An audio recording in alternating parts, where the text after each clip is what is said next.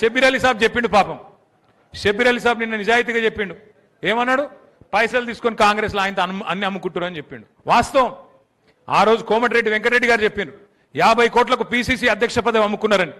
మరి ఇప్పుడు ముఖ్యమంత్రి పదవి కూడా అమ్ముకున్నారు కాబట్టి రాహుల్ గాంధీ కూడా ఏమి చేయలేని అశక్తతలో ఉన్నాడు. మీనాక్షి నటరాజన్ గారు సిన్సియర్ లీడర్ ఆమె పాపం. ఆమెకి ఇక్కడ ఇన్ఛార్జ్ ఉంటే రేవంత్ రెడ్డితో ఏదో మొత్తానికి ఏదో పంచాయతీ పడ్డది. నువ్వు ఇట్లా గరీబోల ఇండ్లు గుల్లగొట్టకని చెప్పిందట ఆమె. గరీబోల ఇండ్లు గుల్లగొట్టక మంచి పద్ధతి కాదు. గా మూసీ పేరు మీద హైడ్రా పేరు మీద నాశనం చేస్తున్నావు, పార్టీకి చెడ్డ పేరు వస్తున్నది, నువ్వు చెయ్యకు అని చెప్పిందట. పగబట్టిండు. పగబట్టి ఏం చేసిండు? మోక కోసం చూసిండు. ఆయనతో బీజేపీలకు ఉప్పందించిండు. ఆమె నామినేషన్ కూడా ఎగరగొట్టిండు. ఆమె మీద దొంగ కేసు పెట్టిండ్రు.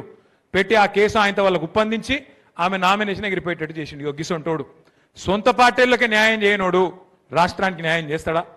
అందుకే నేను కోరేది మిమ్మల్ని అందరిని ఒకటి, మీ ఎమ్మెల్యే గురించి ఎక్కువ మాట్లాడి ఇంకో వాళ్ళ గురించి ఎక్కువ మాట్లాడి నోరు ఖరాబ్ చేసుకునే అవసరం లేదు.